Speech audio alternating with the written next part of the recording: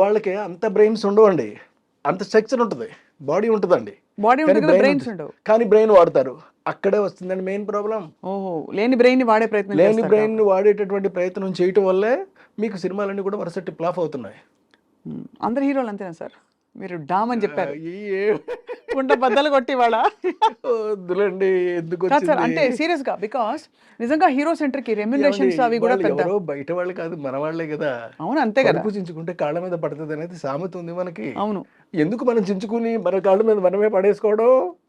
వాళ్ళు మన వాళ్ళే కదా. పోనీ ఒక క్లాత్ వేసి అప్పుడు కడిపించుకుందాం సార్, అప్పుడు క్లాత్ తీసేయచ్చు. అంటే నేను అడగడం అది కాదు సార్, నిజంగానే హీరో సెంట్రిక్ సినిమా బాగా, అది ఇంకో స్కూల్ ఆఫ్ థాట్.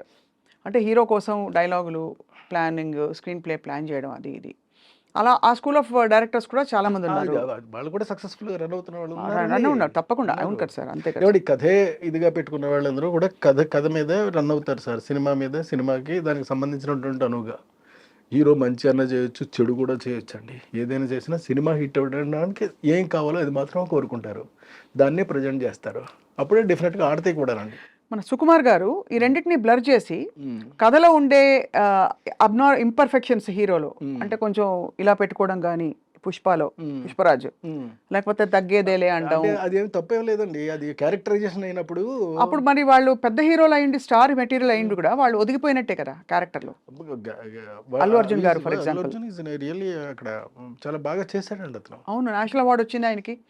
సో అలా అంటే ఇప్పుడు కొద్దిగా మేబీ కృష్ణారెడ్డి గారు ఈ నెక్స్ట్ సినిమా కూడా వీఆర్ వెయిటింగ్ సార్.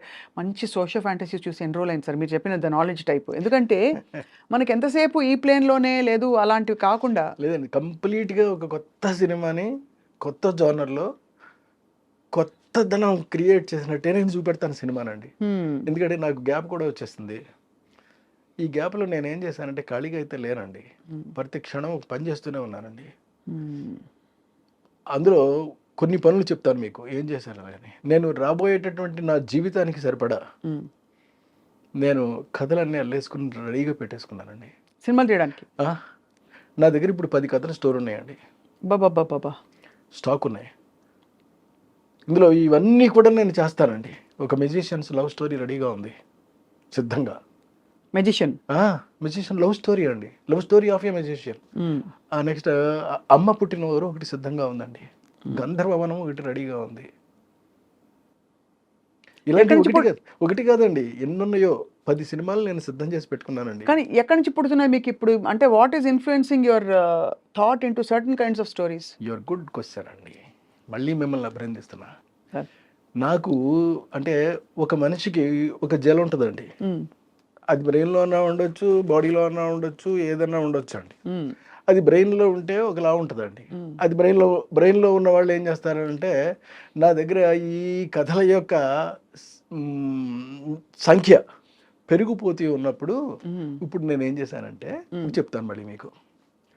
నేను అందమైనటువంటి కథలు 1 పేజీలో కొన్ని రాసేసుకున్నానండి. దరిదాపుగా ఒక 20 కథల దాకా రాసేసానండి. ఈ 20 కథల్ని వారానికి ఒకటి చొప్పున యూట్యూబ్లో రిలీజ్ చేస్తానండి. ఈ 20 కాదండి, దరిదాపుగా నాకు 6 ఏళ్ళకి సరిపడే కథలు ఉంటాయండి వారానికి ఒకటి చొప్పున రిలీజ్ చేయడానికి. యూట్యూబ్లో చేస్తానండి. ఇది కాకుండా అంటే యూట్యూబ్లో సినిమాలు తీస్తారు, బుజ్జి సినిమాలా? చిన్నవే, ఓన్లీ 5 నిమిషాల పాటు నేను అందంగా చేస్తానండి. నా డిక్షన్లోనే ఉంటుందండి. ఎవరి కోసం ఆడియన్స్ కోసమా సార్? అంటే ఎందుకు అడిగానంటే, audience are crazy to see such kind of things, new things, something new you want to tell without putting in the effort of a full film. 5 నిమిషాలు చేస్తారు, 5 నిమిషాల్లో ఒక కథ చెప్పేస్తారండి. ఇలాంటి కథలు నా దగ్గర చాలా ఉండిపోయినాయి. అవన్నీ కూడా చేసుకుంటూ వెళ్ళిపోతానండి. అవి చేస్తే నాకు వారానికి ఒకటి చొప్పున రిలీజ్ చేస్తే 6 ఏళ్ళు సమయం పడుతుందండి నాకు. బాబోయ్, అన్ని కథలా సార్? అంటే 52 into 6, 52 వారాలు ఇంటూ 6, 52 వారాలు ఇంటూ 6, 300 కథల పైన నా దగ్గర సిద్ధంగా ఉన్నాయి. నేను ఇప్పుడు 20 రాశానండి, రాయడమే, ఇంకా రాసుకుంటూ పోతానండి ఇక్కడ నుంచి. ఇది కాకుండా మళ్ళీ ఇంకొక పని చేస్తానండి. అదేమిటి అని అంటే, ఇప్పుడు ఆడియన్స్కి చాలా మందికి మ్యూజిక్ అంటే చాలా ఇష్టం నాది. సో నేను మ్యూజిక్ చేయకుండా ఉండడం అనేటటువంటిది నేను నేరంగా ఫీల్ అయ్యానండి. తప్పు చేస్తున్నానేమో అని నాకు ఫీలింగ్ వచ్చింది. సరే అందుకని మరి ఆడియన్స్ ముందుకి ఎలా తీసుకెళ్ళాం? Private album no, don't do a somebody who did already something new. అంటే సంథింగ్ న్యూ అంటే మళ్ళీ ఇది న్యూ అని మీరు అడగొచ్చండి. కాకపోయినా ఉన్నట్లు ది బెస్ట్ సెలెక్ట్ చేసుకోవాలి మనం. అలా నేను సెలెక్ట్ చేసుకున్నా. అదేమిటి అని అంటే, ఇప్పుడు యూట్యూబ్లోను ఈ మధ్య ఒక పాట ఒకటి వచ్చిందండి, రాధమ్మ అలాగే ఒక పాట, మీరు చూసారో లేదో. రాధమ్మ అది బాగుందండి, చాలా బాగుంది, మంచి పాట. అలాగే బుల్లెట్ బండి ఎక్కి వస్తానప్ప నీ బుల్లెట్ బండి వచ్చేస్తావా డుగ్గు డుగ్గు డుగ్గు డుగ్గు సో చూసారా అంటే ఇవన్నీ ఇప్పుడు అది తానే పాడింది, ఇక్కడ తాను పాడలేదండి. అంటే తాను పాడినా తాను పాడకపోయినప్పటికీ కూడా అవి ప్రజెంట్ చేస్తున్నారు. అవును. సో ఇలా నేను ఎందుకు చేయకూడదు అని నాకు ఒక పెద్ద ప్రశ్న వచ్చింది. అప్పుడు నేను నెలకు ఒక పాట ఒకటి చొప్పుని రిలీజ్ చేసుకుంటూ పోతానండి. Lyric already ready? ఏది రెడీ లేదు, ట్యూన్స్ మాత్రం రెడీ అండి. మీకు ట్యూన్స్ మాత్రం రెడీగా ఉన్నాయి, వాటిని రాయించడం ఎంతసేపు రాయిస్తారండి? రాయించుకోవడం, శుభ్రంగా పాడించుకోవడం, మార్కెట్లోకి నేనే యాక్ట్ చేస్తానండి. అది నేనే చేస్తాను. ఎవరో కహమ్మాయినో ఇంకోటి వేసుకుంటానండి. వేసుకుని చాలా జాగ్రత్తగా సింపుల్గా కొత్త కల్ట్ ఆఫ్ కంటెంట్, కొత్త కల్ట్ ఆఫ్ కంటెంట్ని మనం క్రియేట్ చేసి ఇస్తాను. ఇది ఒకటోది. ఇంకోటి మీకు యూట్యూబ్లో చెప్పానండి, మూడవది ఉందండి. మూడోది ఏంటంటే ఎస్పి బాలు గారు, చిత్ర గారు ఎన్నో పాటలు నాకు సూపర్ డూపర్ హిట్లు పాడారు. అవును. అందుకని నేను వాళ్ళ నేను పాడుతున్నట్టుగా, యాక్చువల్గా నేను పాడడం కాదండి, అది బాలు గారే పాడడం, కానీ నేను నటిస్తాను అంతే. బాలు గారి పాటకి, చిత్ర గారి పాటకి ఎవరినైనా ఇంకో లేడీ ఆర్టిస్ట్ని వేసుకుంటానండి. వేసుకుని మిగతా ఆర్కెస్ట్రా అంతా పాట అలాగే వస్తుందండి. అదెందుకు సార్? ట్రిబ్యూట్ లాగా? ఏది మీ ఊరికి ఒక బ్యూటిఫుల్ మెమరీ లాగా కాదండి, వాళ్ళందరికీ కూడా ఒక మెమరీని మళ్ళీ తిరిగి ఇవ్వడం కోసం నేనే పాడుతూ నేనే యాక్ట్ చేస్తూ సూపర్ చేస్తానండి. చేస్తే అది నెలకు ఒకటి రిలీజ్ అవుతూ ఉంటుందండి. ఎవ్రీ అంటే ఒక 15 డేస్కి ఇది రిలీజ్ అయితే 1వ తారీఖు నాడు అది రిలీజ్ అవుతుంది, 15వ తారీఖు నాడు ఇది రిలీజ్ అవుతుంది, 1వ తారీఖు నాడు అది రిలీజ్ అవుతుంది, 15వ తారీఖు నాడు ఇది రిలీజ్ అవుతుంది, వారం ఆదివారం రిలీజ్ అవుతాయి. ఇందులో కూడా నాకు స్వార్థం ఉందండి. నేను చేయబోతున్న సినిమాల్లో రేపు పొద్దున్న వరుసగా నాకు సినిమాలు వస్తాయండి. అంటే బయట వస్తాయని కాదు, నేను సొంతంగా చేసుకుంటానండి. సినిమాలు నేను రేపు ప్రిపేర్ చేసి, ఎందుకంటే అలా సినిమాలు చేయడంలో కూడా ఒక స్వార్థం ఉంది. అందులో మళ్ళీ ఉందండి, తక్కువ బడ్జెట్ తోటి. నాకు తెలుసు అండి అది ఎలా సినిమాలు చేయాలో తెలుసు. ఎక్కువ ప్రాఫిట్ వచ్చేలాగా, అంటే ఊహించనంత ప్రాఫిట్ వచ్చేలాగా మాత్రం చేస్తానండి.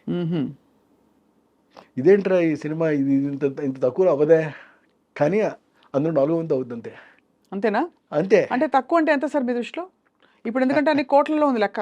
ఎక్కడ అంటే ఇప్పుడు అంకి చెవి ఇప్పుడు నేను వదిలేను అనుకోండి, ఇంతేనా అంటారు కాబట్టి అలా అనకుండా మీరు తీసేసి ఈ ప్రోడక్ట్ వాల్యూ ఇంత అని చెప్తారు అంతే. అంతే. అంటే it's idea more than anything. అంటే ఈ ప్రోడక్ట్ వాల్యూ ఏమో వేరండి, పబ్లిక్ చెప్తారు వాల్యూ నేను ఎవరిని చెప్పడానికి అంతే. కానీ దాని వాల్యుయేషన్ మాత్రం నేను వేస్తానండి. ఇది ఇంత కాస్ట్ అయ్యిందని మాత్రం నేను వేస్తాను అంతే. ఆ కాస్ట్ నేను తెలియజేస్తానండి, మధ్యలో ట్యాక్స్ కట్టేస్తా. సో మీరు జీవిత కాలానికి సరిపడా క్రియేటివ్ ప్రాజెక్ట్స్ అన్ని అలా కుమ్మేసేలా పెట్టేశారండి. పెట్టేసుకున్నా. ఎంత గ్రేట్ సార్. అంటే బట్ మీరు మీ గ్యాప్లో మీరు జస్టిఫై చేశారు కదా, ఎంత గ్యాప్ వచ్చింది సార్ ఇప్పుడు లాస్ట్ ఫిల్మ్కి ఇప్పటికీ? ఆల్మోస్ట్ మినిమమ్ ఒక 20 years గ్యాప్ ఉంటుందండి. 15 years 20 years గ్యాప్. పెళ్ళం ఊరు వెళ్తే తర్వాత నాకు పెద్దగా హిట్స్ కానీ అంత కాదు సార్, అంత ఒక వెలుగు వెలిగిన మీరు మధ్యలో ఇంత గ్యాప్ వచ్చేసినప్పుడు ఎక్కడైనా మీరు డిస్టర్బ్ అయ్యారా? అసలు అవ్వలేదండి. అంటే ఇంత అందరూ తీసేస్తున్నారు. డిస్టర్బ్ అవ్వలేదు, కానీ మిగతా వాళ్ళు డిస్టర్బ్ అయ్యారు. అవునా? అంటే బికాస్ ఆఫ్ అంటే ఎందుకనంటే ఈడికండి ఇట్లా చాలద్దు అనుకున్న వాళ్ళు డిస్టర్బ్ అయ్యారు. వీడితో మళ్ళీ మన సినిమా చేయాలి ఇప్పుడు వీటితోటి డిస్టర్బ్ అయ్యారు. వీళ్ళందరూ డిస్టర్బెన్స్ నేను హ్యాపీగా చూస్తూ ఈరోజు ఉన్నానండి, ఆడియన్స్ దయ వల్ల.